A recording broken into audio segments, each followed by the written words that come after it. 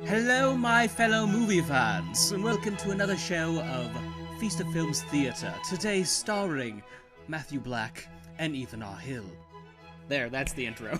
Oh, yeah. Classic. Classic. What's going on, my fellow movie fans? Welcome to another episode of A Feast of Films. This is episode 19. I'm your host, Matt Black, and with me, as always, is... Ethan R. Hill, again, here I am, late at night. You not are going here. Crazy. You are here, my buddy. What's going on? It's, just another day off, just doing things and trying to be productive and Another day, another dollar. trying not to go crazy watching Another what's day, going no on. dollar. I mean, I get paid just on the days I work. Yeah, I get paid by the government. Fun times. I've just been spending the last few days trying not to go crazy watching what's going on down in the States. Yeah, so the I'm just elections, the elections. And it's kind of like at the end of the day, I just want to know. I just want to know what's happening. I just want to know what I need to prepare for. And that's it. And most likely, let's be honest here, most likely, at the end of the day, by the time this episode gets released, we may know. We may know, and you're listening to old footage of our concerns, but... I hope so. It's been a crazy election. Like, honestly, and what's going on right now, like, if you're on Twitter, you're like, oh my God, like, people are losing their minds. Like, and feel like as Canadians, like, we're tense about it. As Canadians, we're like anticipating what's happening. I'm like, as an American, I can't even imagine. Like, they must be like cats stuck in bags, like just going crazy, just losing it, waiting to see what's gonna happen. And like I feel like I want to agree with you and believe you that we'll know by Monday, but like I don't know if we will. I don't know. I think the votes will be counted by Monday. What happens after that is anybody's guess. That's all I'm gonna say. Monday may be a whole different ball game. We don't know. We have no idea. But welcome to 2020, gang. Yeah, It's the pretty year much. of question marks. If you've been absent for the last year, welcome to 2020. We got a pandemic, and a crazy election going on, and some other crazy stuff all the time. There's no movies. It's a sad time. What a time to create a... Actually, that's like the funniest thing, and we'll come back to that at the end of the episode. But what a funny time to start a movie podcast when there's no new movies to talk about.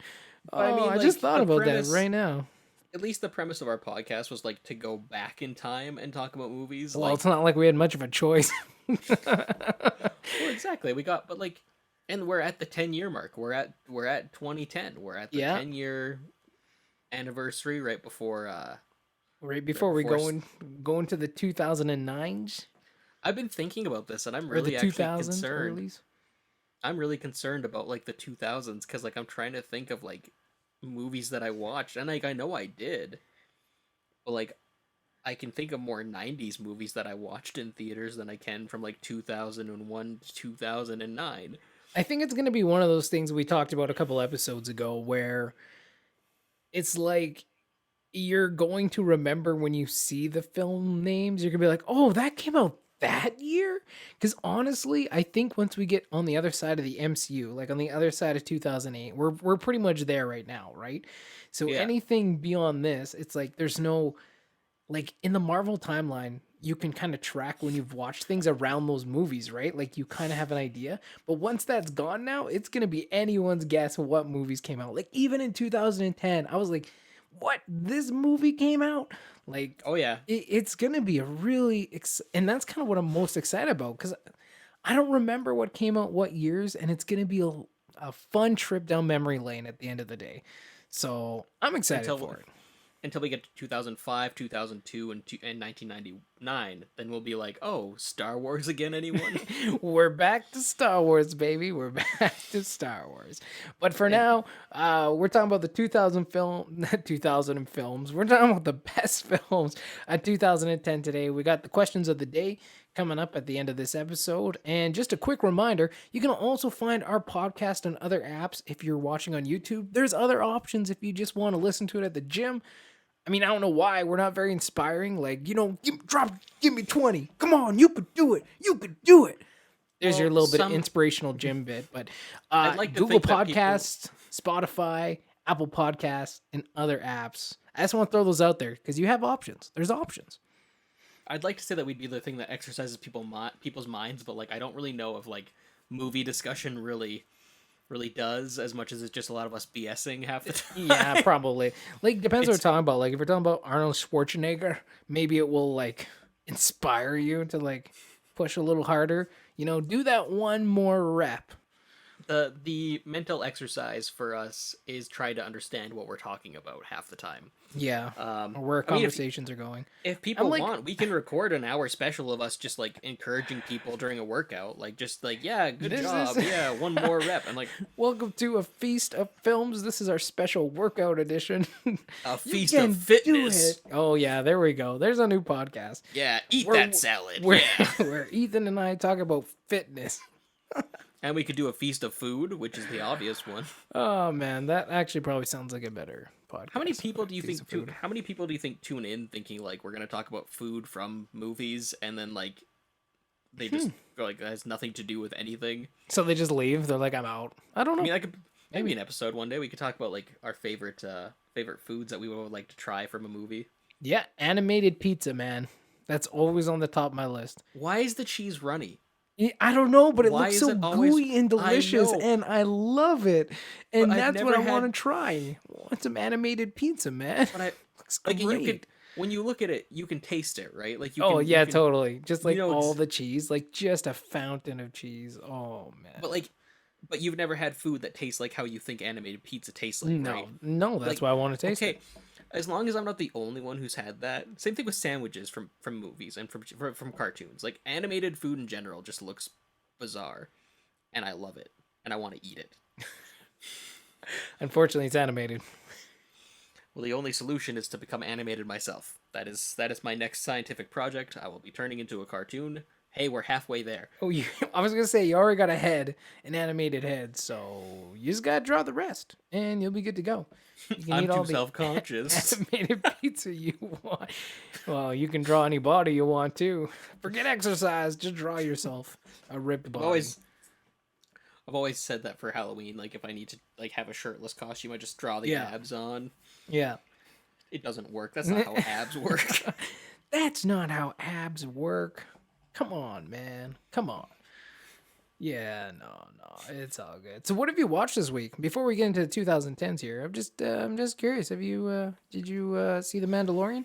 I mean, I know Oh the yeah, yeah, Mandalorian 100%. episode 2 or episode technically, I guess it's like chapter 10, whatever, will be out when this comes out. So we're still Yeah. on the week before. But what'd you think of the season 2 opener? Like, my Well, I God. mean, like, I don't think we want to get into spoilers or anything. No, like no, that. no, not too many spoilers. Not too many spoilers. But, like, honestly, I'm still on board. I'm very happy with the way it went, and I predicted what was gonna happen for a lot of the stuff. Like obviously not to the extent of just like the minor story parts, but like the spoilery things that I'm not gonna talk about. Yeah. I knew that's how it was gonna play out, and I'm okay with it. Like I'm on board for that, even though Yeah. I kind of called it. I'm like, hey, it's what I expected. I'm on board. Great. Mhm. Like, I think Baby Yoda was just as good. The puppet was even better. It almost looked like. Yeah, he definitely got an Um, upgrade, a little bit of improvements. but the overall the story seems just as good. I'm very, very much fine with this adventure of the week meets overarching thing. I think that's Yeah. the best way they could continue going forward. And man, honestly, I was sold by the time season 1 ended. I was like, I'm on board. And then I Dude. saw season 2's trailer, and I'm like, I'm really on board. Leo, you got me. You got me.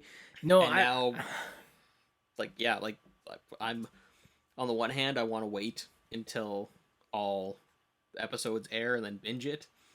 yeah. But on the other hand, I want to watch it week to week. You don't want to miss out. No, I was like, I really enjoyed season 1. It was very like, it was so good. Like, Baby Yoda just brought so much warmth to my heart. And listen, maybe I'm a little biased because, like, we just had our baby, right? And, like, he Yeah. totally reminded me of Baby Yoda. I'm like, I got my own little Baby Yoda here while I'm watching Mandalorian. It was great. So maybe I was, like, a little bit more biased, but I really enjoyed season one and season two. It's like you're going into a new season. You don't know, are they gonna be able to keep the theme? Are they being able to keep like the magic that made it so special? And they did. So Like, far, yeah. and they knocked it out of the park. Like that was such a good season opener. I thought it was gonna be more like the season one opener, where it's a bit more like chill. You know what I mean? Like No, they maybe they didn't. have a thing at the end, but like other than that, it's like pretty chill. It's like nah, they started off with a bang, they ended with a big bang, and I was gonna say, if you're a fan of Boba Fett, you're just gonna be super excited about this episode. Like it's a lot of fun. Uh, I love seeing like Timothy Oliphant in that too. Oh, he was Um, great, and he's he's another character he's who I want to awesome see in come back. Like, everything. Yeah, and he's awesome in everything. Like he's in a lot of things, and he's pretty much great in all of them. Like he's a great character actor. Uh, like what else? Like he's in The Office too. What's his character's name in The Office? I Trying to don't even remember, remember. but he was I'm hilarious in trying that to because remember because he's like the hot sales guy or he's dude. whatever. He's essentially the anti-Jim. Yeah. He's essentially like I do what you do but better because I look better than you, and it's like, oh, buddy, Well, and they set up like that woof. sting to get him, right? I'm And then trying to remember his name now. Man, that actually makes I'm super disappointed in myself because I watch The Office a lot. The fact that I'm blanking on this is driving me nuts.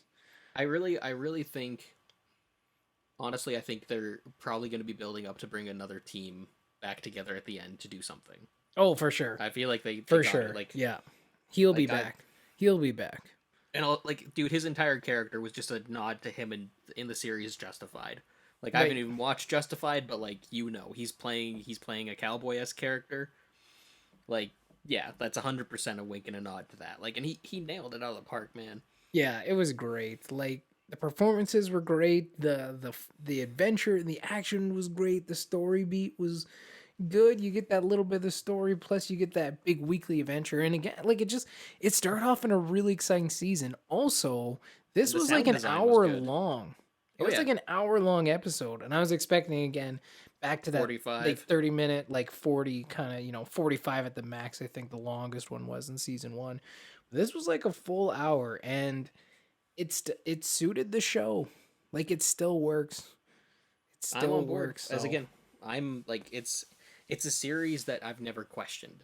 Like, honestly, it's one that I was on the fence about it until episode 1 aired, and then I was like, all right, this is what we're getting, this is what we're doing. Okay, I'm yeah, here for this, and they haven't disappointed since. I have Again, spoken. Oh yeah, like so good. even I know we've talked about it a bit, but episode 5 and 6 in the first season, I know you said weren't a huge fan of, but like for me, at the end of the day, even their weakest episodes are still some of the best Are, Star Wars content I've ever seen. it's still quite good. Like I went back and watched it just before season two aired, and season five and six didn't bother me anywhere near as much. Watching them live was rough. Like, and I think that's kind of where that week to week basics sometimes uh does a disservice to those types of episodes sometimes, like the Yeah, weaker ones, because they stick out like a sore thumb, right? Because every week you're waiting for the next adventure, you're waiting for the next piece of great content, and what they give is like it's not terrible, but it's a step down from what came before it, so it stands out like a sore thumb. Especially when the episode before season five was the or episode five was the other episode that they went to Tatooine the first time, yeah. and that came just after Mando rescued Baby Yoda and the Mandalorian showed up and they blasted their way out of the city. Like just a really excellent, like that was one of the best episodes of season one. And then you go to arguably the worst episode of season one, right? So it And makes it sticks out a little bit more. But I still had fun with it, and I honestly think it is going to play an important part. I think like episode 5 is going to play an important part in this season. like coming along, yeah, I think so, yeah. yeah. Especially with how this last episode This went. ended, yeah. So No, again, man, no, I'm it I'm totally on makes board. sense, yeah. I'm on board. I'm excited for it. Other than that, like we've been watching, um, well, finished second season of Doom Patrol. Which, if you haven't seen Doom Patrol, I haven't seen that either. I've heard dude, it good is things. I've so heard good. good things. It is the most absurd superhero show I've ever seen, and I love it. It is amazing. It is not family friendly, just putting it out there, but it is so good. And it is so well handled, so well written. Great cast, great actors. I think I've already talked about it in a different episode. We finished it, and it ends on a cliffhanger, and I'm super angry because they still need to shoot season 3. Okay, wait, isn't Brendan Fraser in that Yeah, he's series? Robot Man, and he's amazing. He's so good. He's like one of the Oh best man. characters. Um, Okay, okay. then otherwise, it's been us just kind of continuing. I know it's November already, but we're still continuing our Yeah. Halloween marathon because like this year Halloween seemed. I mean, it's probably the lockdown. It's probably just the COVID of it all, but it just kind of seemed like, oh, it's here, and then it went away. Like Yeah. we didn't end up decorating or anything, and like it is what it is. It's just a year, so we're continuing watching our horror films. We still haven't finished the Universal monster movies because we've hit the wall where like all the good ones Or kind of for the behind you for the most for part. the yeah, I get you. I get you. We're at that awkward in between. Like these are the monsters that came out during World War II, so they're a lot of kind of propaganda heavy, or like Right. they didn't know what they were doing really, and like I think either one movie from now or the next movie is finally like the first crossover, which is when they start getting good again. So I think it's like Frankenstein meets the Wolfman is the next one that we watch, or it's the one Mhm. after that. Yeah. We have to look it up every time, but like it's bizarre watching these spin-offs or the sequels because they're just not nearly as captivating as the original ones are. Yeah. And you can tell they were made specifically just to generate revenue. Um That's Otherwise, always a fun watch. Movies that just generate revenue. that's Sounds like a fun binge if you welcome to like sequels. love to torture yourself. It's fascinating because the thing about it though is you can see all these really interesting concepts and you can see where like it's a good idea, Yeah. but then the execution is just abysmal. But you can see the promise and potential behind it. Like the Invisible Woman is a cool concept, but they made it a comedy, and again, it's a period, it's a product of its time, so it's kind of sexist too. But like, it's literally they instead of going for the horror side of it, they just made it a comedy film. It's like, ha ha ha! Isn't it funny that this woman has to get like become invisible and get undressed? Ha ha ha! And it's like, okay, this is so tonally different than any other Universal monster movie. Like, why You're is like, this what even is like? going on here? Well, and then we just watched Invisible Agent, which Yeah. is a World War II film, and it's literally it's a guy who isn't even an agent. He works for like a paper company. He is the grandson or some kind of descendant to the original Invisible Man. So the formula works on him because his DNA, which has never been a thing, but it is now, and he has to go and infiltrate Germany, and he fights Nazis, and it's like real. Wow. It's and we were talking about this last night, and there's like That actually sounds interesting. I might kind of want to watch that.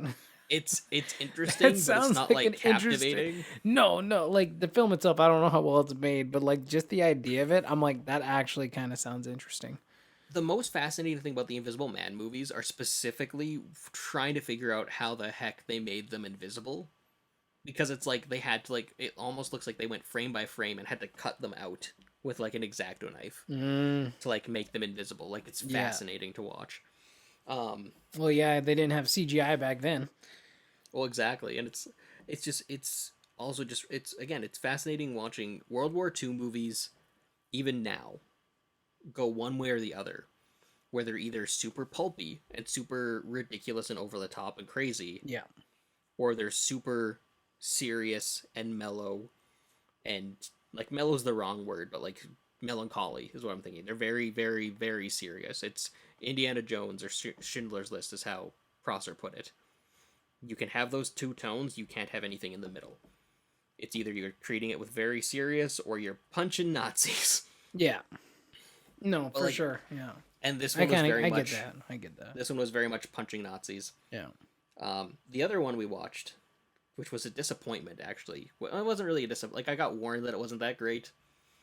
But it was Scary Stories to Tell in the Dark. Ooh, yeah, I remember that was supposed to Did be you coming watch out. it? Is that the newer one? Yeah, it just came out. I remember seeing trailers for it back in the day. And Maybe it that was looked even pre-COVID. Oh yeah, it was. It came out pre-COVID. It was released. I totally forgot it existed, honestly. Now that Well, you it's bring on it up. Amazon. It's on Amazon Prime if you want to watch it. Yeah, But I don't have Amazon Prime, but oh well, then just get it. I don't know. no, I don't um, want to pay for another streaming service. that's fair. But like, it was. You could tell what they were going for, and you Yeah. could tell that they were trying.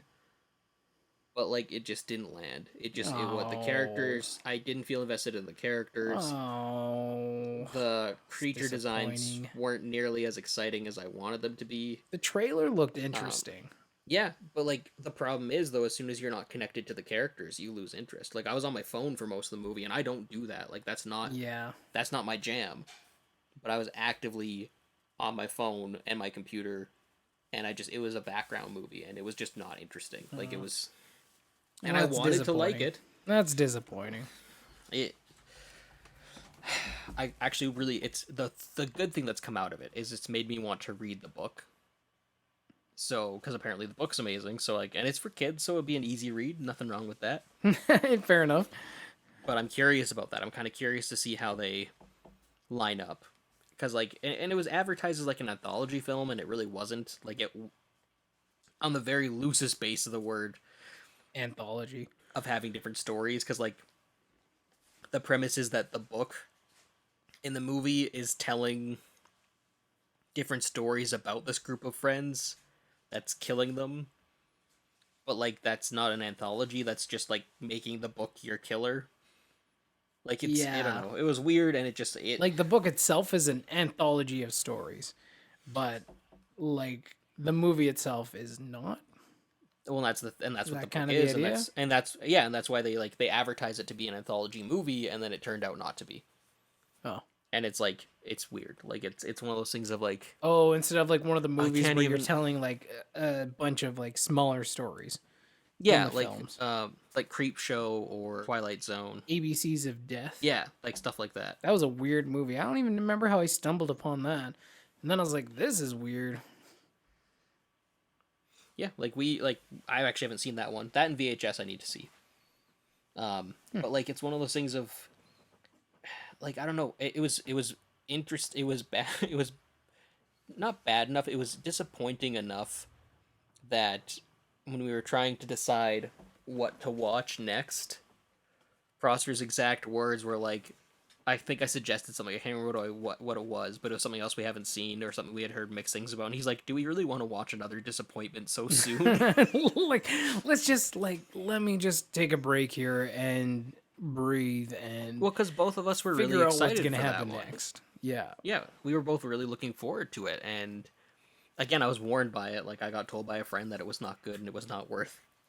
It was not going to be worth my time, and like, Sometimes you just gotta check out for yourself too at the end of the day, right? and that's kind of where I took it from, and like, and maybe there are people out there who do like it. Maybe there are people who connected to the characters. I just didn't. It wasn't my thing, and I was just kind of. It could have been more. I could see the potential behind it too, and also it was very shot like a every other horror movie out there. It was Yeah. very like the cinematography wasn't super unique or crazy. Like it was pretty standard, and it was just I don't know. Like I could even understand if it was more geared towards kids, but like that's the thing is it wasn't even like necessarily geared towards kids. It felt in this really awkward in between where it's like they made it too scary for kids or not scary enough for adults, and it's like okay. Teenagers. But again, as a teenager, Pre-teens. if I would have seen this movie when I was a teenager or a preteen, I would have also been like, "What's going on? What is this?" Yeah. But yeah, like that's been my week. Have you watched much this week, Matt, or have it's been mainly watching your child? No, it's like hanging out with the boy and watching boy approved shows. I'll tell you, my favorite is Puppy Dog Pals. It is fantastic. It is a fantastic piece of children's television because it has one of the magical features that all kid shows should have but don't, and that's stuff for the parents. Like, which is amazing. Like, there's so many, like, I can't talk more about this show because honestly, like the writing is top notch. It's very smart, it's witty. Sometimes you watch kid shows and the characters are like so stupid. Like not even like oh, like that's an understandable misunderstanding or Yeah. mistake. It's like, no, they're just really dumb. Like just just conclusions that even children wouldn't come to. Like they go out of the way to make the kids really dumb so they can teach a basic lesson. The writing in Puppy Dog Pals is fantastic. If you are a parent right now, like it's on Disney Junior, it is gold, gold Puppy Dog Pals. So it's like these two little like I don't know, just give you the brief summary here. It's like which is like really funny in like a movie. I'm like, let me tell you about this kid show that I've been watching, and just how excited I am about a kid show tells you how much bad kid shows I've been watching, like Fancy Nancy, Mike the Knight, just PJ. What are those guys called? PJ PJ Masks. Yeah. Masks. Oh man, like just. I drove over a bunch of stuff, but it's not my fault. The villain made me do it, but you drove over it, bro. Like that's not even like okay. Anyway, back to Puppy Dog Pals. I didn't kill my wife. It was the one-armed man. Yeah, I'm being framed. Oh wait, that was The Fugitive. Air Force One was on the other day too. I didn't get to watch that though. Well, unfortunately, it's kid friendly until the end, isn't it? I'm pretty sure it's like kid friendly for the first like 10 minutes. I haven't maybe. watched don't Air know. Force One in so long. I kind of like jumped in the middle. Get off my Then plane. I had to jump off the ride. Yeah, it was so good. I love that movie so much. It's like Die Hard in a plane. Have you Anyway, but like these. Oh, go ahead. Go ahead. No, go ahead. I was gonna ask you a question, but you're still talking about Puppy Pals, so I'm just gonna. Oh yeah, no, I'm still talking about Puppy Pals. Like just like, dude, but it's so like good. Like these two little dogs, and they're like kind of like little pugs, and their owner Bob is like an inventor, and he invents things for pets. So their collars have like all these different like tools. It's like a utility belt. And like anytime, like at the beginning of the episode, Bob has an issue, and they're like, "We gotta make things better for Bob," or "We gotta like." One time he left his book somewhere, so they're like, "We gotta travel around the world to find his book, all the places we were," and like it breaks the laws of time and physics because they will go to like Australia, have an adventure, come back before Bob gets back from work. You know what I mean? Like, so that's the only thing. Like you just forget about that. Yeah, you just forget about that, but. Other than that, though, like the characters are just really well written. They're two brothers. There's a cat sister, like in their family, right? Adoption. Eventually, a fish comes. Then they got like other animal pals that like help them out in different areas. They have these neighbors that are everywhere they go, whether it's Ireland, Australia, Africa, across the street, wherever. There's always the two neighbors that live by them are always there. Like they're just like these traveling people, and one is played by the guy who plays Stanley, like in The Office. So like he's in there, and then the one episode even had like him getting a pretzel, and he's like, "I love pretzels," and I was like, "Oh my god!" Like so in this, and that's the best part of this show. There's so many little Easter eggs and like call out for like adults, like and not like 50-year-old dudes. I'm talking like our age, like young parents who are going to understand a lot of pop culture references. There was one where they had to go get a T-shirt that the dry cleaners lost for Bob. Yep. So they broke into like the dry cleaning place, right? And they're collecting the shirt. And somehow I can't remember. They ended up in the vents, and one of the dogs was like, "Oh yeah, let's break into the dry cleaners, have a few laughs." Like just a total Die Hard reference. There's one where they go to like a medieval fair, and Stanley's character is wearing one of those like foam gloves that's usually like we're number one. You know what I'm talking about, like baseball games, but it's like a gauntlet. But when you look close, it's the Infinity Gauntlet. Like it has Infinity Stones on it. What? But if you weren't paying attention, you wouldn't notice that. So like only people like me, if you love pop culture references, it's just like it's great. Like they're everywhere. Like almost every episode, there's just something you can find. Or there's jokes that are gonna go over the kids' heads, but you're gonna get. So the writing is really smart. It's really snappy. The characters aren't like dumb as hell. Like the characters are actually intelligent and they figure things out. And there's always like good lessons at the end. It's great. I cannot, as a parent, to other parents who may be watching this, I cannot recommend Puppy Dog Pals enough. Your kids will love it, and you will be able to bear it. Like, I'm pretty sure you said pop culture, like pup, like is it like a dog as opposed Oh, to pop pop culture? culture? Yeah, see? Oh man, that's a It's on. missed opportunity. I screwed that up. But Hey man, no, you like might it have said is it. just like great. You ever think about? I mean, like probably it's gonna be closer when he's getting older, but showing him shows that you grew up with. I feel like I Yeah, might have when asked he's you that question like, already, but like, yeah, and it's mainly going to be like when he's a little bit older and can like comprehend them. Sometimes like I'll watch movies with him, but he just like he doesn't have the interest in them right now. yeah, Like he'd rather go play with blocks. Like even Puppy Dog Pals, like he loves the opening music and he watches it for a bit. Then he's like, I'm bored. I gotta go on adventures and stuff, right?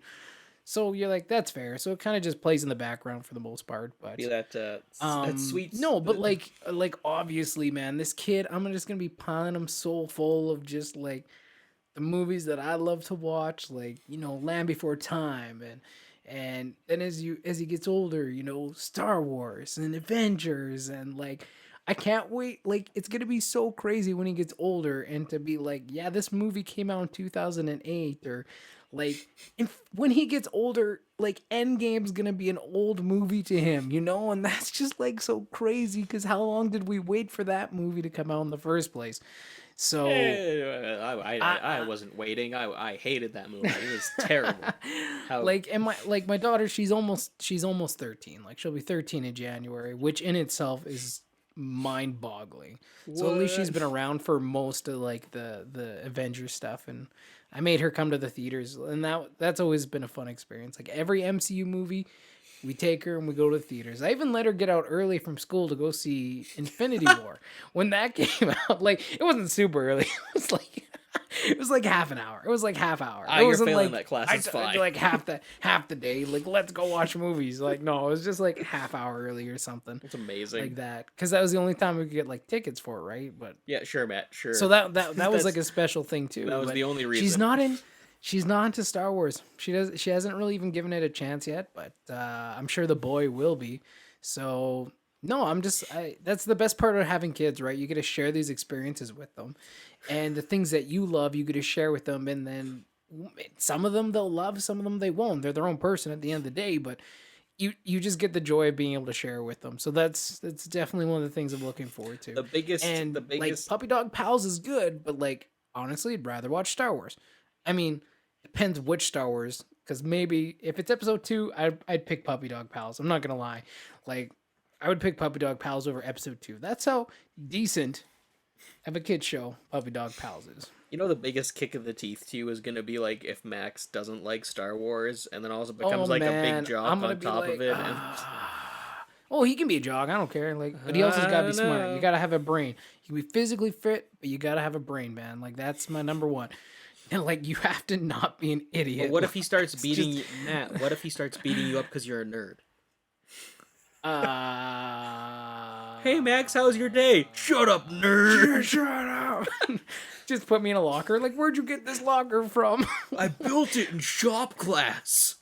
God, that'd be terrible. He's But, the no. anti-Matt.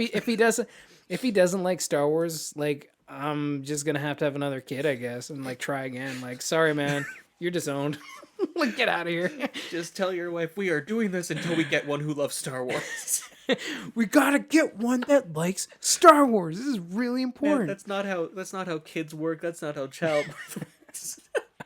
No, it's not. But it's fun, just as obviously, just joshing, But we talk like this. It's a great time. We talk like this, and I wonder how anyone ever put us. Number one, how did anyone ever put you in charge of a child? And I don't know how did anyone ever let me leave my house? Like, Oh man, yeah, I wonder. And I was in charge of children for a long time. At least one child, almost 13 years. It's pretty good. who looked at you and was like, "This is a good idea. We should let him be parent." I don't know. They probably just like put me beside my brother and were like, "Nope, this is the better call."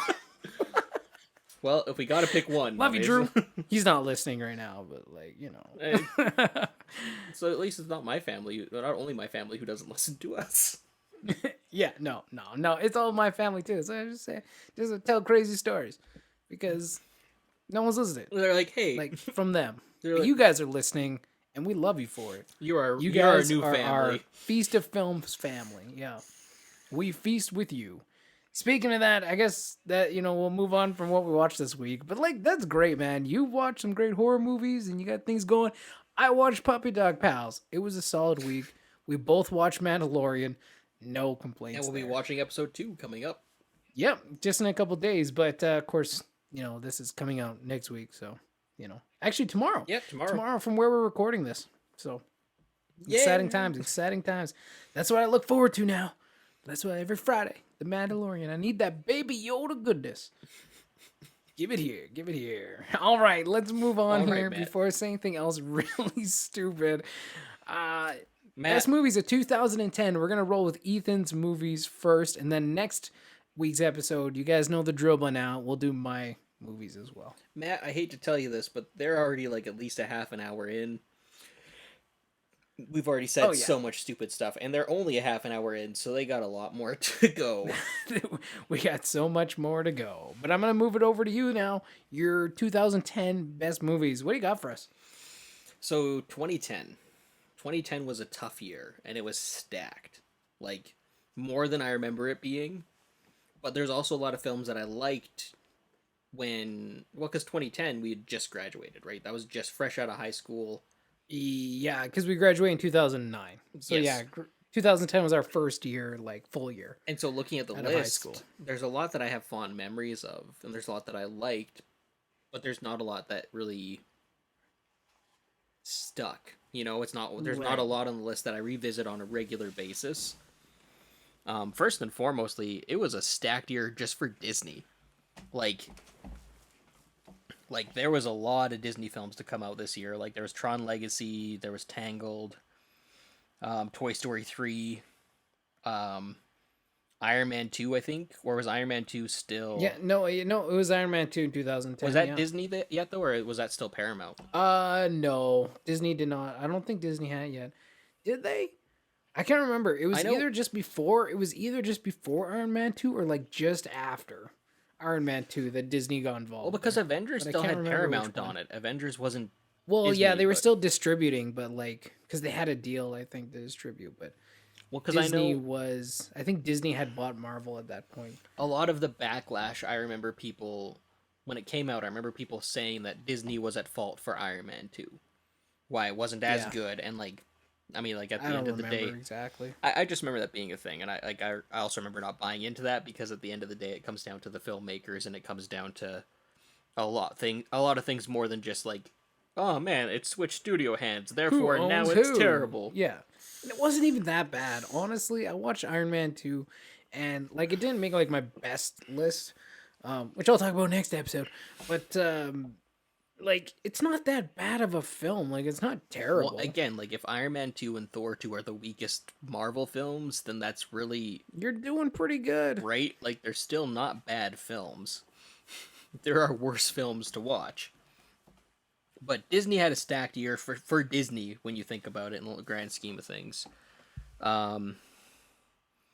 And then there's like just I don't know, man. Like it was really weird. It's either Disney. Like my list consists of Disney or weird, quote unquote, smaller things that I'm sure people watched and people loved, but like Right. would be considered more like smaller budget or not quite as big blockbustery vibes. Like the other two biggest ones I can think of on my list here would be like there's like Scott Pilgrim, Expendables, and Predators.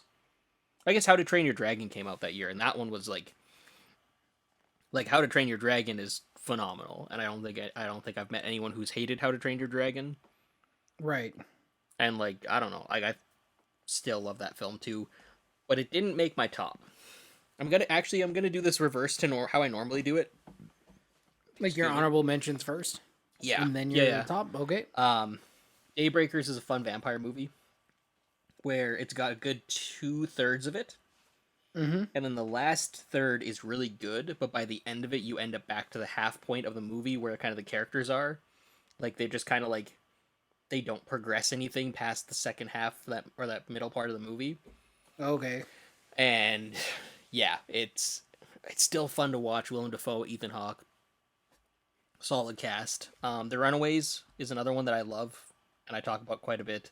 If anyone ever talks about how Kristen Stewart can't act, I always point them towards The Runaways because it's just a really good, really good biopic.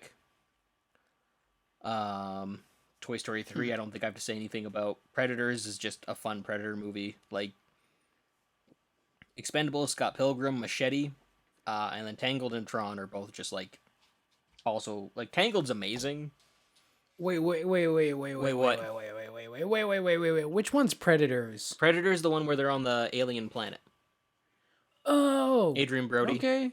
Yeah, no. Topher Grace is like I was thinking like the newer one that like just came out. Oh, That was called like The Predator, Predator. wasn't Yep. it, or something? yeah. So there's Oh man, they gotta have better like. there's Predator, there's Predator 2, Gotta have there's better Predators, freaking and now there's things, The man. Predator, and it's They gotta find a better naming thing. Like, yeah, come on, guys. it's a mess. But like the What are you, movies Fast themselves, and Furious. Like, which movie am I watching? is this the first, the fourth one? I don't know.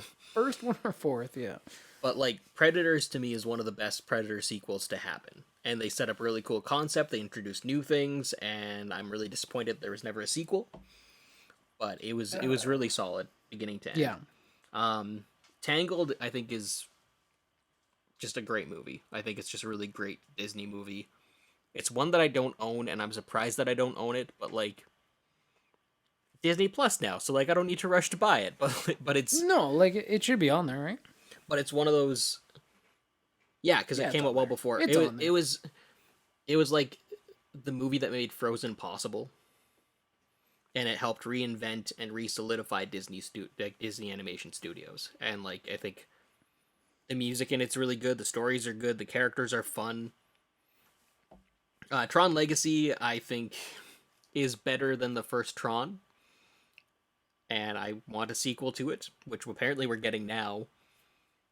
But I don't know. I just remember liking it more than I thought I would. Right. But the two big ones I want to talk about are two kind of. Well, one of them is a really random one. Mhm. But I'm going to start by talking about The Social Network. Okay. Yep. Because. And you haven't seen The Social Network, right? I'm not sure what's on your list, but I most likely haven't seen any of them. That usually how we roll for episodes. We're like, yeah, this movie. It's like, great, I haven't seen any of it, so let's talk about it. So. But no, I haven't seen The Social Network. But you know, I get the gist. Jesse Eisenberg, right? Yes, Jesse Eisenberg, Andrew Garfield before he was Spider-Man. Just saying. Okay. Justin Timberlake, Rooney Mara. JT. You know JT? Personally, yes, we're friends on Facebook. Oh, cool. You remember Sweet Life of Zach and Cody? I remember seeing it on TV. Never watched it. So you wouldn't know the character of London Tipton.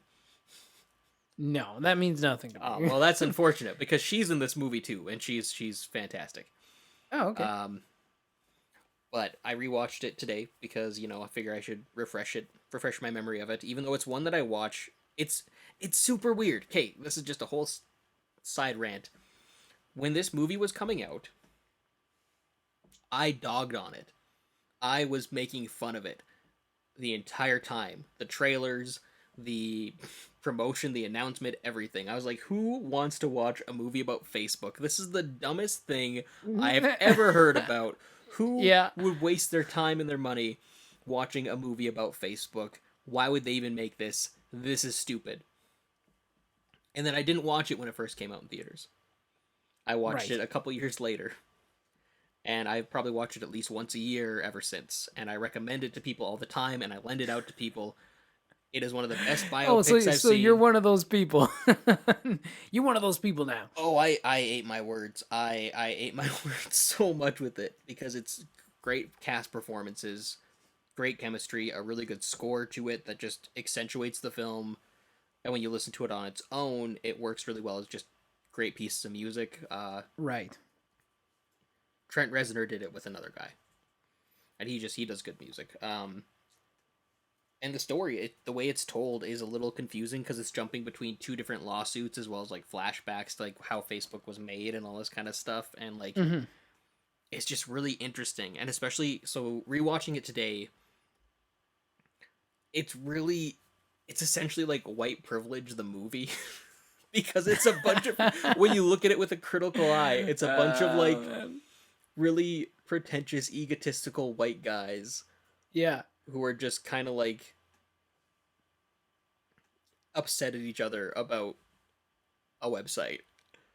And like it shouldn't be as like it genuinely shouldn't, especially when I think about it critically, it shouldn't be as good as it is. It shouldn't be. You should hate all these characters, you should dislike them, you shouldn't sympathize or empathize with any of them, but you kind of do. Yeah. And you can kind of see everyone's side of it, but you can also see how everyone's kind of a dick. Like It gets it's you on board. It pulls you in, eh? yeah, it's Yeah, super that's pretty weird. good. It's super weird, but super well done. And again, like ever since I started watching it, it's just been like at some point during the year it gets popped on. Yeah. Like, and I don't know why. I don't know why my opinion changed. I just like it. I just really like it, and I don't know. I think it's just a good example of good filmmaking. At the end of the day, it's good storytelling. The fact that the fact that someone, I mean David Fincher specifically, and that's not really a surprise. So that's a whole other. Sorry, I keep sidetracking myself here. David Fincher is someone who I didn't realize was one of my favorite filmmakers until I had seen a bunch of his films, not realizing that he was the one who made them. Right. Like I just watched these movies and I'm like, that was pretty interesting. Oh, who made this? Oh, David Fincher. And then like a couple years later, I'd see another one, and be like, oh, who made this? Oh, David Fincher. And then I think it was actually when I was watching The Social Network or Gone Girl. I can't remember which one, but I started going through his IMDb as I'm watching this movie, and I'm like, I've seen all of his movies except for Curious Case of Benjamin Button. How have I seen all this man's movies not intentionally? Like Like just by chance, yeah. even my favorite filmmakers, I hadn't. Like Spielberg, I hadn't seen all of his films. Peter Jackson, I hadn't seen all of his films. Mel Brooks, Yeah. I hadn't seen all of his films. But just this guy, this random guy who was an excellent filmmaker, such a good filmmaker. I had seen like all of his movies. Like what the heck? But it just is a testament to how he is as a visual storyteller. I don't think he writes most of his stuff. He always has other people write with him, but he always finds the right people to write. Here's the thing: either he finds people to write, or he just finds the right scripts to direct. It's actually Ron Howard's Right. very similar, but they're so tonally different as directors that it's kind of really cool to watch these two guys who could basically direct anything, but in two very different styles in different ways. Hmm. Um, and Aaron Sorkin did the script, which I mean, like that's anyone who knows his work. He's a really well known and revered writer in the film industry. Um, Gosh, I'm trying to think of what else I have to say about it. I just watched. I should have all these notes on it, but like I didn't take notes because I was too busy. I was too busy just reveling in it and just enjoying it. Like it's just But it's like you said, right? Like, and that's the power of a good story. That's the power of, when you have the right person on the helm and you have the right writer and the director and the actors, it can draw you in, even if it's something you're not necessarily interested in. If you have the right storyteller there, like you can make fire. Like one of the other movies, this is a great example, is like the Lego movie. When I first heard they were making a movie about right. Lego, I was like, give me a freaking break, you Like guys. this Like, is dumb. what are you gonna do with Lego? Like, oh my god, this And then movie's they gonna made be a masterpiece. terrible. And then you sit in the theater and it starts and you're like 10 seconds in, you're like, never mind, this is magic. Like it was just Well, and and it's obviously the first one. But when you have the right stories and the right directors and the right vision, and you got a storyteller skilled enough to bring it all together, or multiple, in the case of Lord and Miller, it works.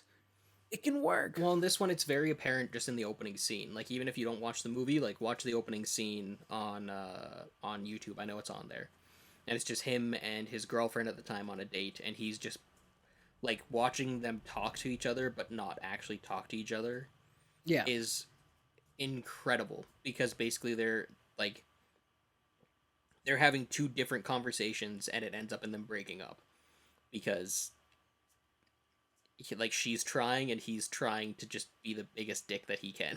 Like Classic. it's man, like it's insane. It's really insane how they take very unlikable people and turn them into likable people. Like it's really Or make you at least care about them at the very Yeah, like at the least. end of the day, like it's not that I'm like, oh yeah, no, I totally agree with Mark Zuckerberg and everything. It's like, no, it's like okay, but I can kind of see like there's just little moments that I catch where like at one point I'm trying to remember the context of it, but at one point he's facing away from one of his friend, like from his best friend, and his best friend says something, calls him out on Yeah, something, and just like there's no words, and it's just a shot like his friend's behind him, and there's his face, and you just see like just an expression on his face of him processing everything, and just like that emotion hit. And I can't even remember the context of it, but I just know I was hit by emotion at that moment. Like it's like if people say Jesse Eisenberg can act, they're ridiculous. what are Like, they talking about, man? Jesse Eisenberg is great. oh, he's amazing. Like, actually, to speak of Scott Pilgrim, in all honesty, the thing I think would have made Scott Pilgrim a more likable movie is instead of Michael Cera, if they would have cast Jesse Eisenberg. I think he would have done a better job at it of showing a bit more range to that character. Kind of made him more unlikable, but then likable, like redeem himself more, as opposed to just being awkward, skinny Sure. guy. Awkward, skinny guy. That's like Michael Sarah's like specialty. Yep. And like that's I don't know, like I think I mean knowing they actually came out the same year, it kind of makes sense. Like if I had to choose between if I could have him in Scott Pilgrim or have him in Social Network, I think I'd have him in Social Network. Like Mm. because again, like it's such a solid movie, and again, it's a surprising one. It's one that I didn't think that I'd ever be talking about on a podcast of all things too, being like, oh yeah, it's the Facebook movie. That's the one I really really like. Oh yeah, it's my top pick for 2010. Like, That's one of my best 2010ers. well, that's like, cause dude, I looked through the list and I'm like, oh okay, well, I like this one a lot. I like that one a lot. Like, then I got to Social Network and I'm like, oh no, oh no, that's my favorite movie of 2010. Oh no, You're like, come on. oh I have to Come talk. on. All right, and I It's always the one you oh least expect, man. And let me tell you that's the very true for wives. It's not the one you're like, yeah, I'm gonna love this one. It's always the one that comes out of left field that you're like, wow, I didn't see that coming. True story. I wouldn't know. Also, wives and movies, man. That's how they get you. You're like, this is gonna be shit. Low expectations. There you go. Again, Mainly her low expectations about me. I mean, but, you know. I can't comment on anything. I got nothing. I got nothing to contribute to that. But what I can Ah. contribute is another really cool thing about this movie, which, like, I'm always torn on it because I'm like mildly like, isn't this kind of an insult? But like, not really. There's twins in this movie, but Okay. they're both played by Army Hammer. So instead of casting I a set love of that. twins, Yeah, yeah. They're like, let's just get one dude and duplicate him. and he does great. Like, and even like the CG still holds up too, because like they had Yeah. to like put his face on like a body double. And it holds Oh, up, I see what they did. Yeah, yeah. and it looks good, and his acting is good, acting with himself.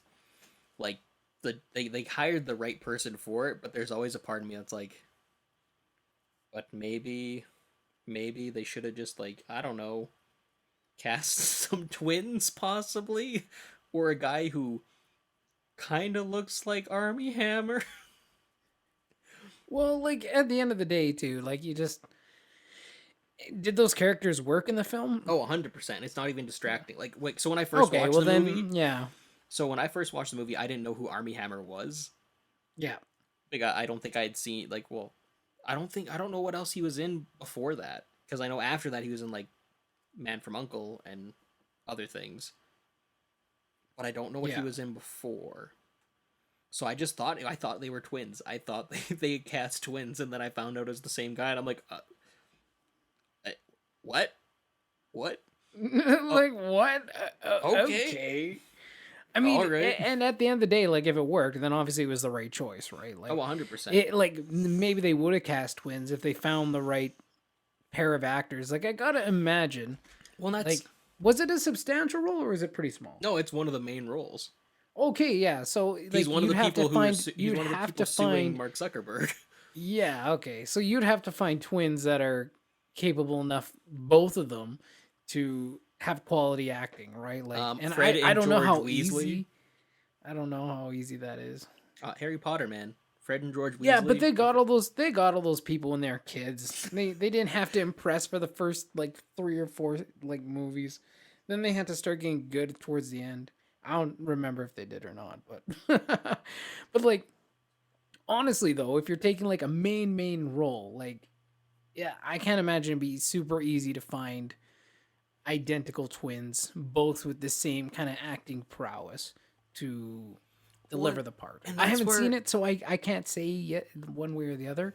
But I'd imagine if it worked, it was probably the right call. well, and that's where I'm curious. Like, I'm really curious as to what the casting process for that was like. If they like specifically were open to casting Mm-hmm. twins, or if they always wanted to have just the same actor play two characters. Yeah. Because like I mean, like there's even a line specifically where he says that they're genetically identical to every way, and like so they do look the exact same. Like they're identical twins. Like because you know how identical twins they look identical, but you can always still tell them apart. Somewhat. Yeah.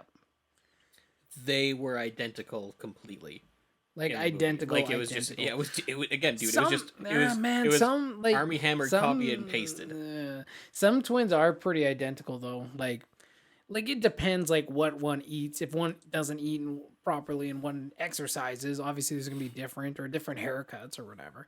But Hmm. like yeah, there are sometimes though when like twins are just like Well, a splitting image. that's how they would actually differentiate between these two. Is they choose for the most part different hairstyles depending. Yeah. Right, or slightly, of course clothes would be another defining thing, is like how they would look different, but like when they walk onto a scene I couldn't tell which one is which until they said who they were. Mm. But again, that's because they're both Army Hammer. Like Anytime I hear his name, I always think of Arm& Hammer baking soda. Like anytime I hear, every time, I'm like, why? Why? I think he's a Russian wrestler. That's the only thing I can think of when I Arm& think his Hammer, name. yeah. I'm Like, like, what an interesting name. Like, yeah, I don't know. I don't even know if that's is that his real name? Like, is that his I given name? If it is, then it is what it is. If it's not, it's just if that's your chosen name, I mean, I guess it sounds okay. It makes me think of baking soda. Dude, his full name is like honestly just even more like cool because his full name is Armand Douglas Hammer.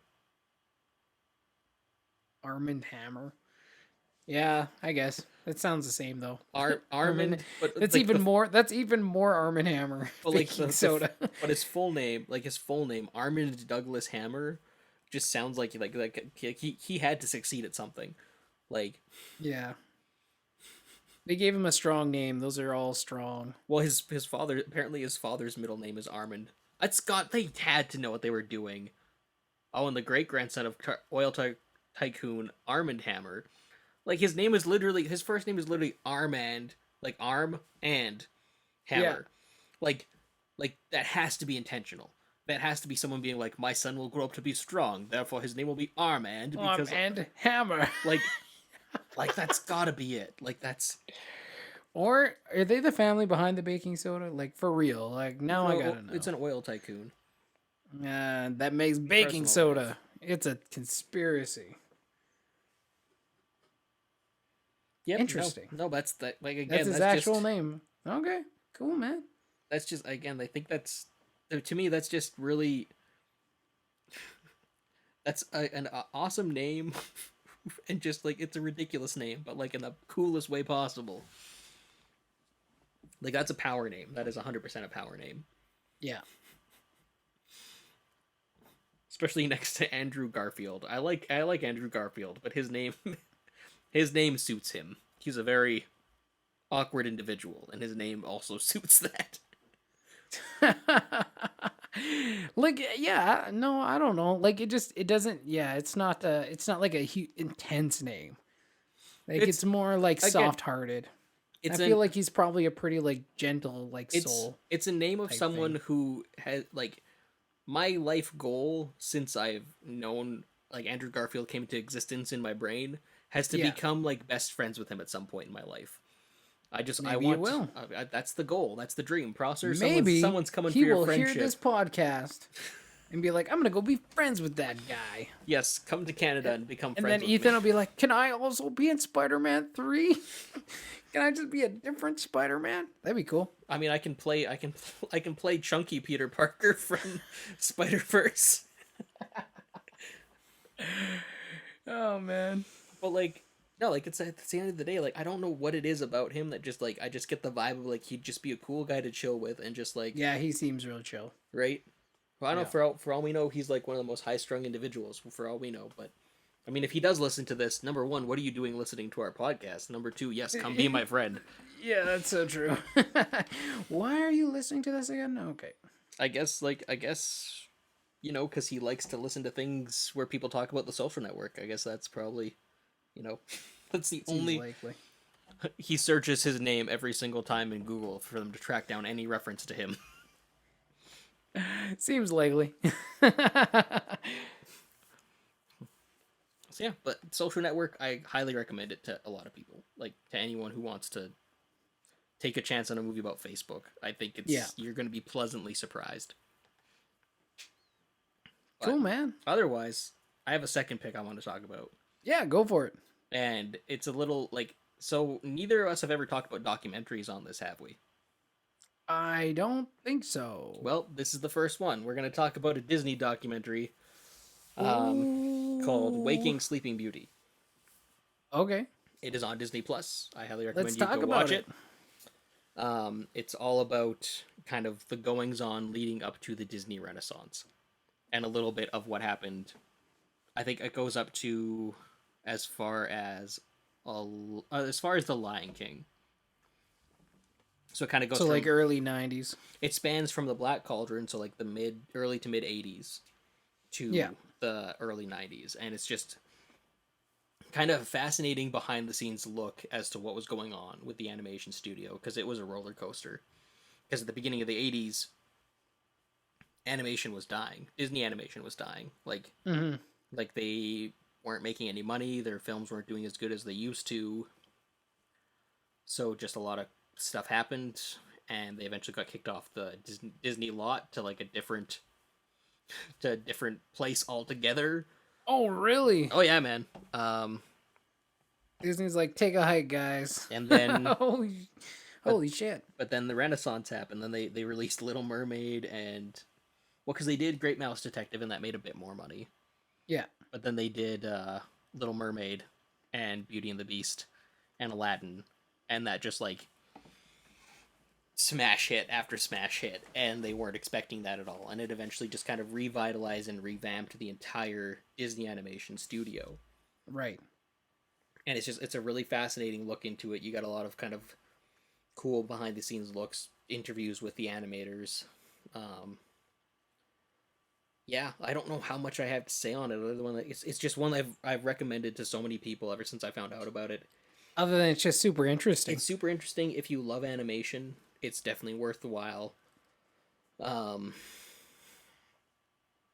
If you like history, also like it's Or Disney in general, right? Like if you're definitely a fan of those 100%. films. Like And I think like a lot of people our age, like we grew up with those, well specifically those like films. you want to learn the behind the scenes of how messed up things were going on while they like made those amazing movies. Like it like actually made me tear up a couple points watching it. Like it's got some really good emotion behind it. I don't know. Like I don't want to. The thing is about this one is I don't want to say too much about it without giving stuff away. Right. Like, not that there's a lot of twists or turns or anything like that, but it's Something you got to experience.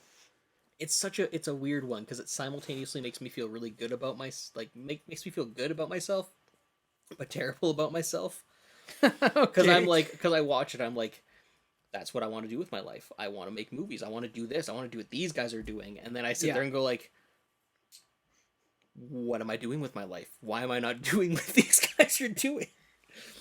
So it's like it's a good one and a bad one to watch when you're in like a funk. Because it's inspirational, but it also like yeah. and I it's was not gonna say, it definitely sounds like there's some inspirational elements in there for sure. one. It's not it's the exact opposite of discouraging. Like it's not like I sit there and go like, oh well now I can't do things. It's like I sit there and I watch it and I'm like, okay, well, what's stopping me from doing this stuff? What's holding me Yeah. back? What do I need to change in order to do that and to actually like do what I want To to get do? there. Yeah. Yeah.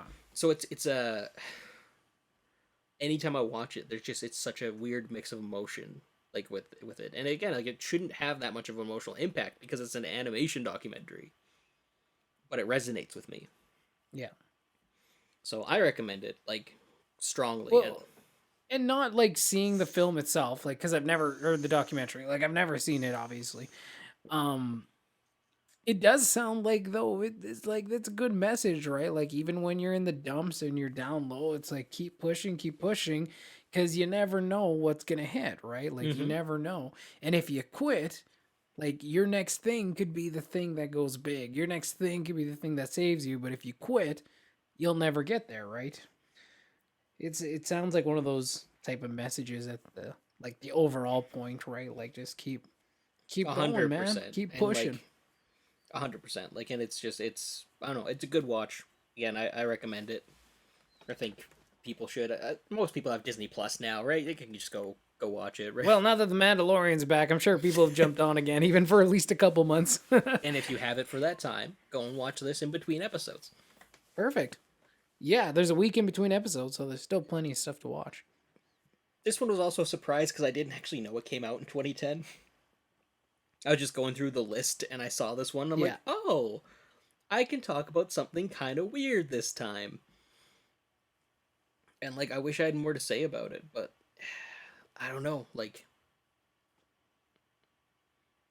it's a fascinating look in the Disney studio, and I love those kind of things. I love a Mm-hmm. good behind the scenes look into how things are made, and I Yeah. also love it when it's all not all like Life is roses and perfect. roses and Yeah. rainbows, where it's like, oh man, Yeah. and we all work together as a perfect team, and everything was perfect, and like And there this was was never an perfect. issue. No one ever had any dislike of anyone else. Everyone was great. Like those the fluff behind the scene interviews always just tick me off because I'm like, no, I know That's that's never how not anything comes together. that's Never. Yeah. like Or very rarely. Even in like things that like I've put together in my life or have been involved in, it's like I think I've seen maybe once where an event or something was put together and pulled off like flawlessly and everything went like perfect. But I like that's so rare. It never happens. like It's so rare for anything like that to happen. And people like all get along and we're all like the same viewpoint. in It's my so rare. experience, and I think most people can relate to this. In my experience, most things go about as well as group projects in school projects go. Like when you're working together with people, even after you graduate, when you're doing things Sometimes, yeah. professionally, even when Yeah. you're getting paid, even when it's just even working, like if you're working like a retail job or you're working like a customer service job or you're working anything, it goes about as well as a group project because you'll have the people who are doing the work, and then you're gonna have the other people who aren't doing the work but think they're doing the work. And it's just Yeah, those people exist too. Yeah. it's fascinating just to kind of see the the dysfunction on it. Honestly, it's completely unrelated but related. It's why the Metallica documentary Some Kind of Monster is one of my favorite documentaries. Like Okay. I dislike the album that came out of it because it's not a good album.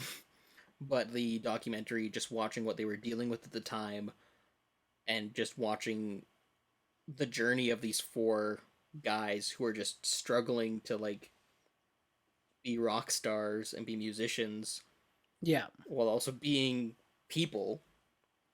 It's fascinating. It's fascinating to see that dysfunction and how they still manage to pull through. Because again, like at the end of the day, like regardless of people's opinions on Metallica's music lately, they're still playing together and touring together. And when you watch Some Kind of Monster, like that's not what it's gonna look like. It's gonna come out. It looks like it's You're gonna come out like, at the end and be like, how the hell did you guys pull that off? well, and that's dude. That's the whole beauty of that documentary too. Like, so the difference here, the Waking Sleeping Beauty was done as a retrospect. Right. So it wasn't like they didn't film any footage while this was going on. They had behind the scenes footage that they used, but a lot But of they it just is they went back and looked at it and created the it's documentary yeah, it's a lot of after them the talking fact. about it. Yeah. Whereas when they were filming Some Kind of Monster, they brought on these filmmakers to film the process of making this album, and then everything fell apart. And basically, the filmmakers like, do we keep filming? Shit, Do like we keep shooting? that sounds like one of those situations when you're like hanging out with a couple and they just get in like some rank fight and you're just sitting there like awkwardly as like a third wheel and you're just like, should I just leave or like, do you want me to stay? Like, Well, is this gonna blow over? and Like, that's actually one of the. what am I doing right now? It's a conversation they have in the movie. Is like, do you want to keep going with the documentary? Do you want us Yeah, to keep should we filming keep this? recording this? And Yeah, they're like, well, yeah, I guess we just got to capture it all, just see how it turns out. Might as well just yeah, capture it. And it's like, oh my goodness, what are you guys doing? Like, it gets, that would be so awkward. dude, it gets to a point where they're like, they have a therapist, Yeah. like a group therapist, and like he's convinced he's gonna go on tour with them, and they have to tell their therapist, like, no, you're not. You're not in the band. You're just a guy. Like, Yeah. like, why do you think? Why would we bring you along? Well, if anything else goes wrong, no. Like, we've patched things up. Like we don't need you. And it's a mess, man. Like, their producer thinks he's gonna be their bass player. Like, and it's Oh my like, no, God. you're not. We're hiring a new guy. Like it's a mess, but it's super interesting to watch. Interesting. Like, Interesting. I get, yeah, like, I like a good documentary. There are ones I used to like a lot, and then I kind of. Well, especially like behind the scenes stuff, right? Like when you can look behind the curtain. Well, Because when it comes to media, when it comes to music, we only see the wizard. But when you can look behind the curtain to see the people behind it, it's, yeah, like it. Those documentaries are really gripping and just really enjoyable pieces to watch. the documentaries with an agenda kind of bug me sometimes, unless it's like it depends on like another one. Like, I'll talk about it maybe a different year, but Dear Zachary I might cover at some point. That's just, it's an emotional roller coaster, and it'll make you hate your life but also like love it. It's a ride. But then there's Bowling for Columbine, which I really liked that documentary when it came out. Yeah. And then the more I watch it, the more I see a very angry man trying to push an agenda. And this is coming from someone who's like, I'm pretty anti-gun. And Michael Moore is like a jerk when it comes to being anti-gun. Like, he is offensive about it, and it's like, okay, but like that's it's very much, he set out with an agenda to his documentary, and then made every certain, basically made it a point that his point of view was the right one by the end of it. Right. And that's technically what not documentaries are different than making a narrative for film, because for a narrative you sit down and you're like, okay, this is the story I'm going to tell, and then you make that story. Mm-hmm. With a documentary, you're like, okay, this is the story I want to tell, and then whatever happens to that story, that's what your documentary becomes. Right. It's literally, think about it in reverse, where you're like, I have an idea for what I want this to be, but then as you film it, it changes completely. Well, it's like if you look at, out of all shows to talk about, if you look at Tiger King, like when they started filming that freaking show, they didn't have any, like, they didn't know it was going to go the way that it did. There were some signs probably that they should have paid They're doing attention all the to. recording. Oh no, there was definitely signs. I only seen a couple episodes. I haven't watched the whole It's thing. one of the most depressing shows I've ever watched, and I haven't finished it. Like, I watched like most of it, but it just makes me like so upset that people exist. That people, yeah, Like, yeah. This is a little, what was the you other watch one? shows like that, and you're like, I'm not really surprised the U.S. is in this condition they're in right now. Well, and then it's like, and then I look at. I mean, shows those people like, exist everywhere too. I'm not just saying it's just the U.S., but those types of people exist everywhere. At the end of the day, just strongly the U.S. just in that documentary for sure. But then I look at making the documentary series Making a Murderer, and like that one I'm torn on, because like, well, there's been no conclusive evidence, right? So it's like one of those things of they are pushing a narrative of one way, but like, And it's that's so where it's tough. tricky. Like that's where it's tough, right? And like it's hard. You have to take things at like face value for kind of like what they are, because at the end of the day, you're not there. Especially when you have like documentaries like Making a Murderer, right? Like you're not there, and from what they show us and what they tell us, you're like, yes, innocent, innocent, innocent. Like maybe we don't know the whole picture. Like there's definitely some sketchy stuff going on. Was there sketchy stuff on the other side going on? Possibly that we didn't see. Possibly like we weren't there, and but like from what we were shown that there was definitely some questionable decisions made and some questionable policing tactics Well, made. and that's where I think, And like those are the types of things you can't hide. Like it is what it is, right? But like again, you only see these little clips or these moments. What goes on the other side of those moments before, after? You never know. But well, and that's where I think when watching any documentary, when watching any film in general, but specifically with documentaries, you do need to keep a bit more of an open mind to yeah, both sides of the argument, and that's specifically growing up with watching Bowling for Columbine. I didn't do that. I was very much like, no, Michael Moore knows what he's doing, and he's excellent documentarian. And then I got older, and then I started realizing, oh, no, he's biased. He's incredibly biased, and he is telling a story that he wants to tell because that's what he believes, hmm rather than tackling the issues that he should be with it. Because gun control is a very or important like issue both to tackle. sides too, right? Yeah, Well, and he very much painted anyone who likes guns as the enemy, and like again, I'm very anti-gun. I'm not very I'm not super pro everyone just having whatever firearms they want. But there's a way, there's a way around. There's a way to be about it, and there's a way to handle that. And at one point, he's chasing down Charlton Heston with a picture of a dead girl, like not like her body or anything, but like a school picture of like this girl died because gun ban, and then your NRA did this terrible thing. And like at that point in the interview, I found out years after, like that was close to when Charlton Heston passed away, and he was having memory issues. He was struggling with his health, and whether your opinion on him is a positive one or a negative one, attacking an old man like that is not appropriate. And like he ambushed him. He went to his house saying, "Oh yeah, we're gonna do this thing," and then completely sprung this whole like, "So yeah, you're responsible for these kids dying because XYZ."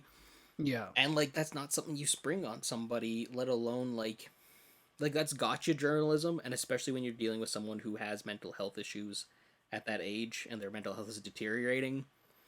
That's not how you that's how you win an argument, but not how you actually win an argument. That's how you make it look like you've won. yeah. It's one of those. Yeah, when it comes to like those things, like I don't want to say one way or like the other. Like it's hard for me to say those things sometimes because like I switch back and forth maybe on opinions because like again when you're not in that situation you can look at it from like a morally objective, like take a look at it, right? When you're in the heat of it maybe it's not always so easy, but I think it comes down to at the end of the day with those types of things it's like we got to be careful for the things that we're passionate about or the things we really care about that we also don't become monsters A in the hundred percent. process of fighting for our side, right? Like, yes, we believe maybe the other side or the other people or the other group are monsters, but we got to be careful that we also don't become monsters in the process of fighting that, right? And we do get lost in our crusades. We do get lost in our battles and what we think is right, what we think is wrong, especially when we're having discussion or debating with somebody. Sometimes we can get lost in that. But we just, yeah, got to remember to, yeah, not let it consume you become the monster where you're doing something terrible and you're justified because that person did something terrible. Well, Well, again, I mean, it's and in each situation is each situation. And again, like I say that from a morally, you can stand outside the picture and say this, this, and this. When you're actually involved in it, it's a little bit different. Like if someone hurt one of my children or something, you know what I mean? Like that moral objectivity of not becoming a monster is gone. I'm probably gonna just run over that dude with the car. Now I shouldn't say that because now I'm gonna have to run over someone and it's recorded on a podcast. But you know what I'm saying? Sometimes like our emotions do get the best of us, and I will admit it. Like I don't I include myself in that saying. Like I'm not saying everyone else. I include myself. Like yeah, it's we have just to be careful not to let the monster get us too. it's just checking Ugh. yourself, you know. And again, it's dealing with respect. Yeah, I mean that's a different situation, of course, than like your child getting hurt, especially because it wasn't his child. But like the father of that girl, yeah, maybe he would feel differently. But again, it's Maybe also he'd feel like using, different. Like that's what the old man deserved. I don't know. but it's also again, it's using someone else's child. Like, and that's where I feel greasy about the situation. I feel like you could have Yeah, handled that situation in a better way. But like for that's sure. that's just my opinions. That's my opinions on documentaries in general. Like, Documentaries are fun though. Like yeah, but they hurt. like you think like you would think like just hearing the word documentary like this is gonna be boring, but they're so interesting because we're like people are interesting. Like humanity is interesting. Like how we deal with each other and how we overcome situations and overcome moments and conditions that are seemingly impossible. We overcome them, we figure it out, especially like you're talking documentaries about people in the past, right? Like hundreds of years, thousands of years ago, and how people lived. It's amazing. And you realize how easy we have life today because people lived really, really hard, real hard, and not even that long ago, right? Yep. Like our great grandparents or our great great grandparents, right? Like Dude, even our people lived, grandparents, like, yeah, even our grandparents, like people lived really hard. We have it so good right now that, like, literally on a Thursday night, you and I, yeah, we record on Thursdays. Literally on a Thursday night, you and I can sit here and record a podcast. Like, they couldn't not do even it. in, Number one, they didn't have the tech. dude, Number two, they just would have been too busy. Like they had we have to live. Like we there's no can record way. a podcast in two different cities. Yeah, yeah. Like, Yeah, like we live really good. So I think like documentaries are really important for through storytelling and through these, even the narratives and what they bring out of them, the knowledge that comes out of it, like the understanding of humanity, the understanding of history, the understanding of people and how we react to each other. Like that's what makes it so interesting. Humanity's defiance to give in against like all odds. We overcome. uh Documentaries are incredibly entertaining films, and not just entertaining because like ooh wow explosions, but you really get a lot out of them. You really get a lot of them because it's real people. It isn't fictional, man. Like it's real people. God, good call. I like that documentary choice. you Good should watch it. choice. Highly recommend I it. I actually probably am going to. I'm gonna go. That was Waking Sleeping Beauty. Waking Sleeping Beauty. Yeah. Yeah, because I like animation too. I like that idea. If you'd forget about it, I'll text you about it. Okay, sounds good. And you know what? I won't even make you watch Darkest Hour. I'll go No, watch that's the this one Tintin first. deal. That's Yeah, okay. I'm. Oh, yeah, okay. I still haven't watched it. I know you haven't yet, and I still haven't watched Tintin, so we're all fair. It's all fair and It's Remembrance love Day and coming war, up. baby. It's a war movie. Remembrance Day's coming up. I can possibly justify it. Oh yeah, that's right. You said, hey, it's November. Yeah, you better watch that, man. But Good call. Good is call. it time for Matt's question of the day? You betcha. So that's Ethan. What were your Oh yeah, you already did honorable mentions the first time around, right? Yeah. I So what were your top best films again? I'm trying to Social Network Social Network. and Waking Sleeping Beauty are the two top ones. Yeah, I can go through my list of honorable mentions again. yeah, sure. Just real quick. We got Tron Legacy, Tangled, Machete, Scott Pilgrim, Expendables, Predators, Toy Story 3, How to Train Your Dragon, The Runaways, and Daybreakers.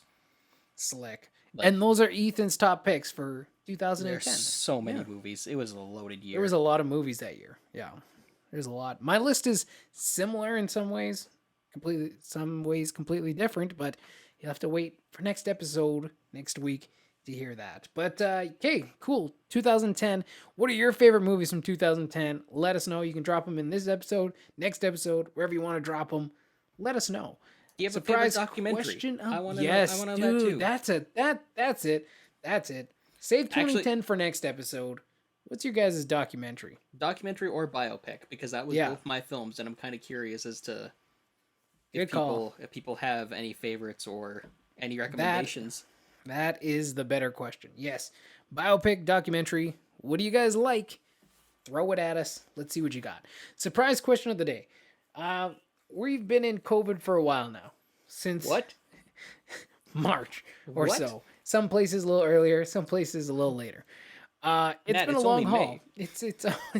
Oh, man, if it was only May right now, like throw me off a bridge. Even though May felt like November back in May, we're finally at November here. If it was May, I wouldn't have to go to work. It's been yeah, it's been a long haul, and we probably still got a long haul left. But one of the factors that have been, one of the industries that have been impacted the most is the film industry. Like we talked at the beginning of this episode, what a time to start a movie podcast when there's no movies to watch. There's no new movies to go and see, minus the few that kind of trickled out in the middle there.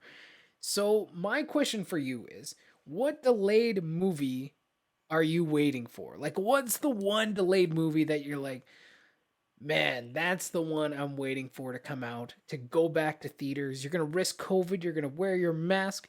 You're going to bring your gel. You're going to get some popcorn. You're going to sit in that theater and you're going to watch it. What movie that's been delayed this whole freaking year? What movie are you waiting for?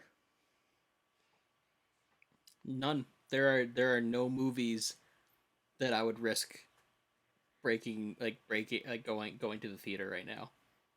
Like, I'm not saying right now. I mean when like COVID's like lower, but yet we're still precautionary. no, even then, Like when even when it theaters open. no, like Okay, even, like let's honestly get, for get me, let's get rid of the COVID part. so So you're just saying you're never going to theaters ever again. no, not ever again. Okay, so COVID's gone. What movie are you waiting for, man? Why you got to make these questions so difficult? Just answer the damn question. I'm working on it. I have thoughts. So You first and have something. foremostly, I am firmly of the belief that Hollywood at this point could be releasing these movies to home streaming services. I think that they could be releasing for rental, and they'd still make their money. Then what they could do, They wouldn't make as much money, but yeah. but here's what they could do as well. Or they I go personally bankrupt and all think crash. The whole system crashes. the other option they have too is they release it now at home, and then do limited runs of these movies when COVID opens back up. Because if Sure, honestly, yeah. they release King Kong versus Godzilla, yeah, I'll watch it at home. But then they release that back in theaters and IMAX, I'm there. I'll Yeah. go see that. I'll go see James Bond in theaters again, because there's something about that movie going experience. But when I think 100%. honestly, the only one that I'm really really really jazzed about that I can remember that was slated for specifically 2020 is Kong versus Godzilla. It's got I love Kong, I love Godzilla. Get to see them fight, and I'm just like, I'd like a trailer. I'd just like to see something. I just wanted to see a little bit. But that's really about it. I don't really have. It's kind of a crappy answer, but that's it. I'd like to see. I'd like to see Black Widow released, just because I'd like to see it released because she deserves it at this point. Yeah. No, I hear that. I think a lot of movies too. I think there's a lot of 2020 movies that were probably going to be released this year that obviously just we never heard of. You know what I mean? Like there's a lot of movies that we hear about years before. There's also movies that just show up a month before they're coming out or something, and you'll see a trailer and be like, "Oh, that's interesting." I think there's like a lot of movies that we just never heard about or know nothing about that are still pushed to 2021, maybe even 2022. Yeah, I'm at a point where I'm very content with. Yeah. I'm very content with what's getting released, and I'm very content that things aren't kind of opening up. I'd rather be safe, and I'd rather see safety things, first, 100%. I'd rather see things wait Yeah. to be released rather than tempting people to go out. People are having a hard enough time as is following rules, let alone if we suddenly started putting all these movies back into theaters. Well, exactly. And I think that's kind of what they found out too when they put out Tenant and what else? They released a couple other movies I think too, just kind of in the middle there. Yeah. That didn't do overly great. They did all right, but nothing compared to what they would have normally made if there was no pandemic.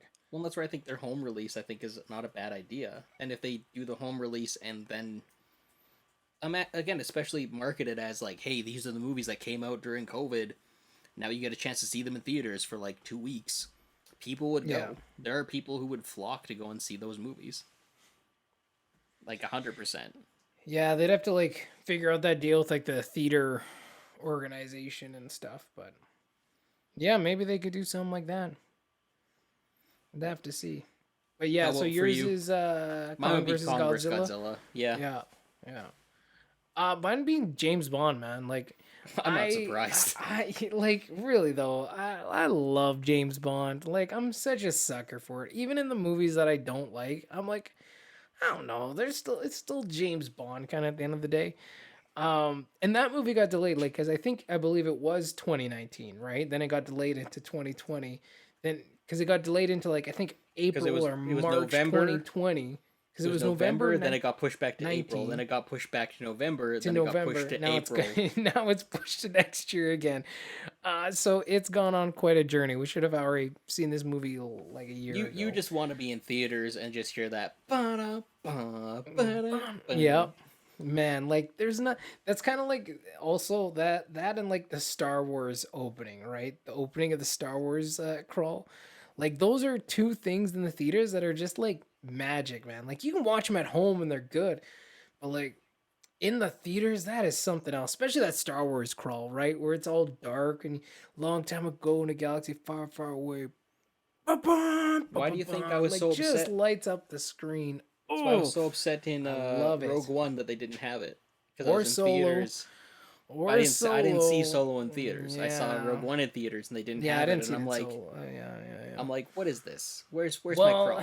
and that's like Disney's thing, right? They're like, only the numbered sequels and whatever will have the Star Wars crawl. I'm like, that's stupid. That's like so integral to your brand identification. Like, it's so integral. Like, because back in the day, it wasn't just movies that had it, video games had it. There Hmm. were books that had an opening crawl. You know what I mean? Like, Well, it was like that's to the me. TV shows had an opening crawl of sorts. Like it's literally you can have the opening crawl and then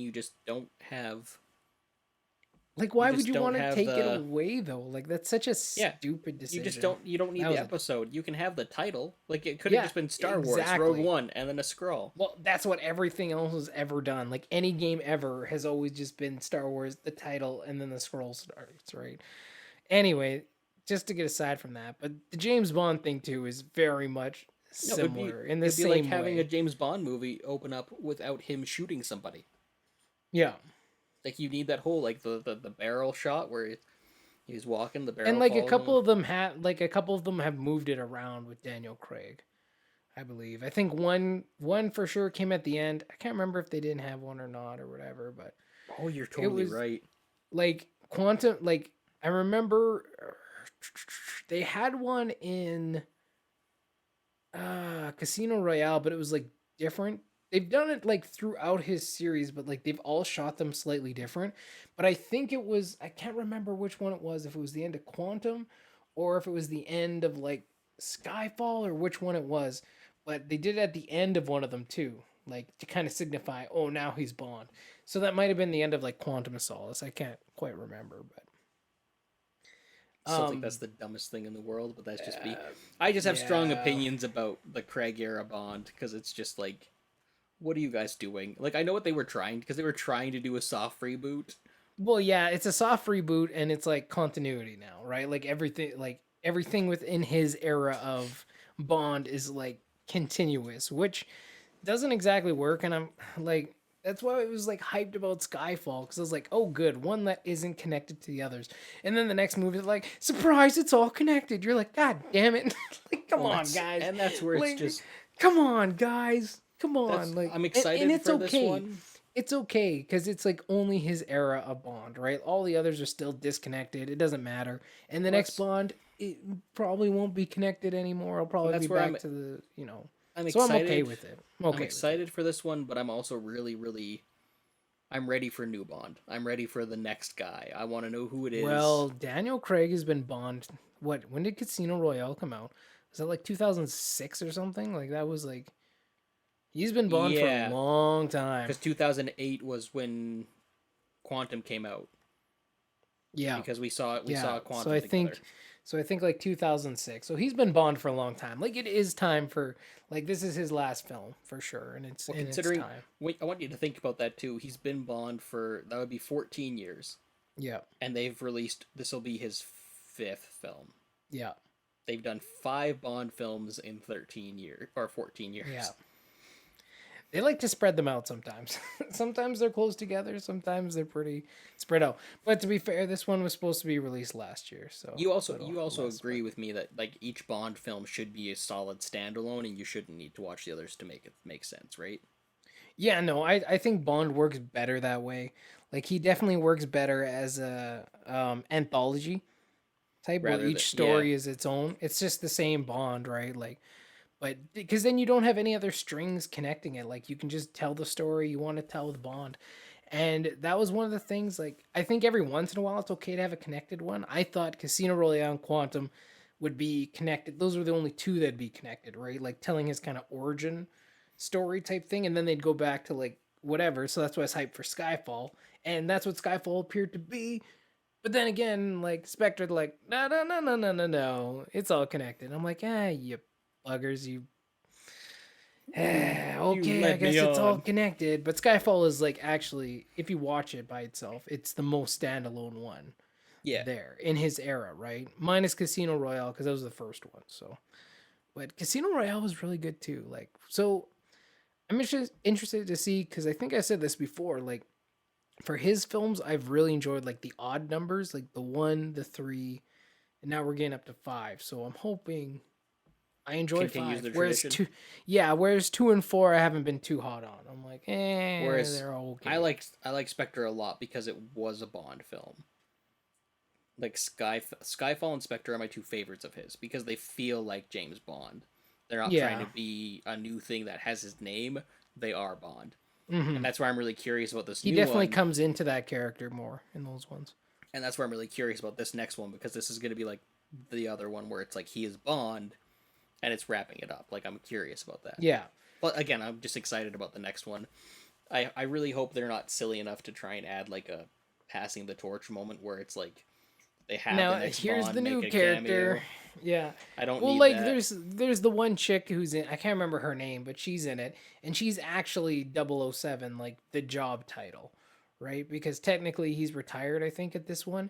Which I'm Yeah. like, dude, were you guys reading my script for View to a Q? Because it's very the Bond retired idea. That's pretty similar, but I also feel like that's an idea that's happened before. So Oh yeah. I'm pretty sure he's been retired a couple times and whatnot, or Well, and like that's just where I'm disappears. hoping.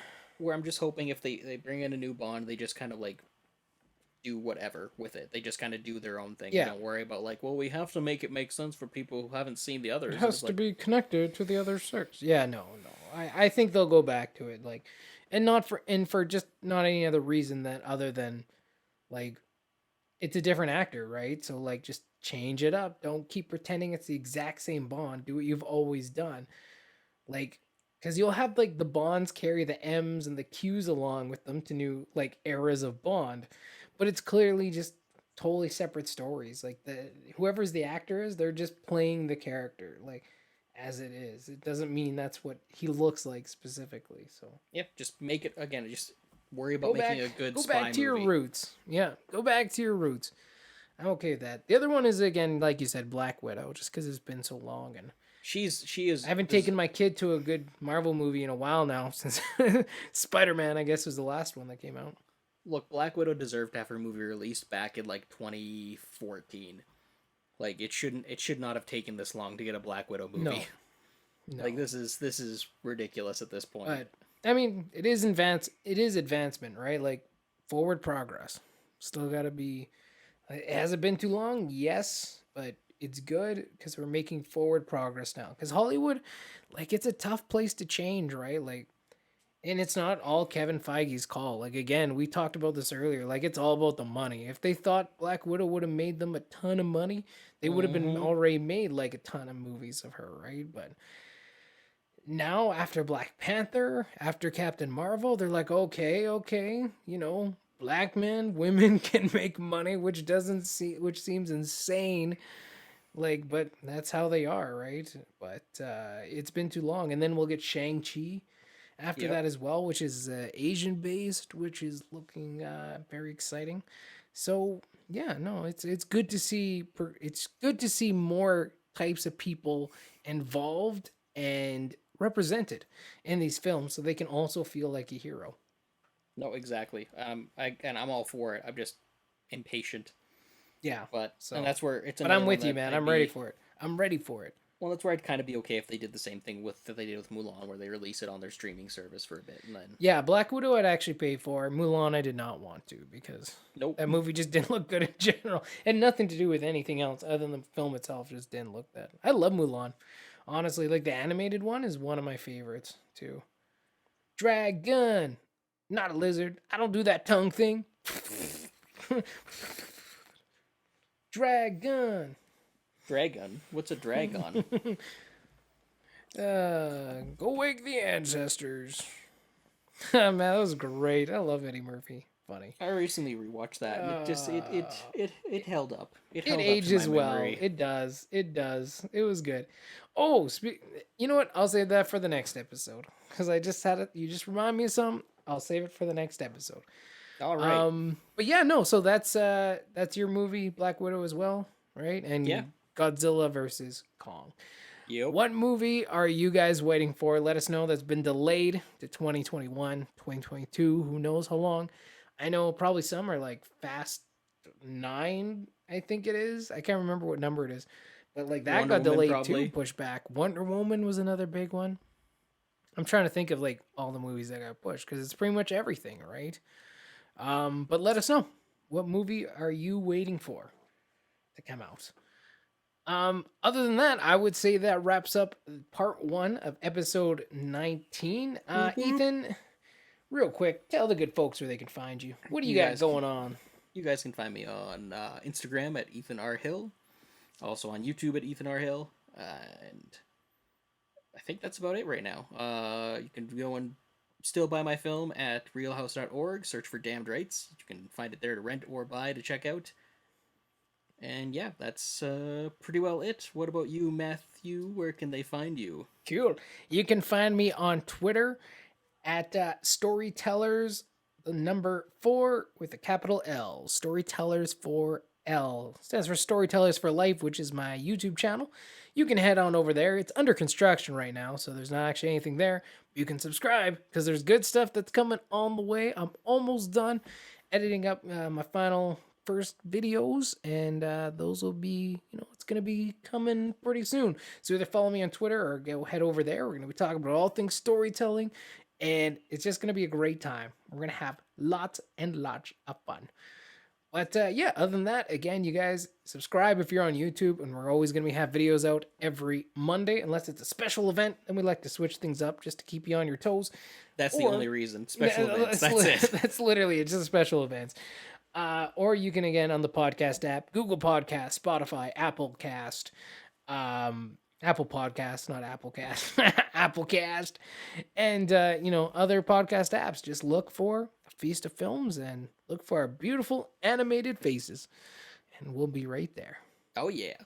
Other than that, this has been episode 19, part 1 of A Feast of Films. Coming back next week for part 2, which is my best picks of 2010. I'm Matt Black. Be here for that. You better be here.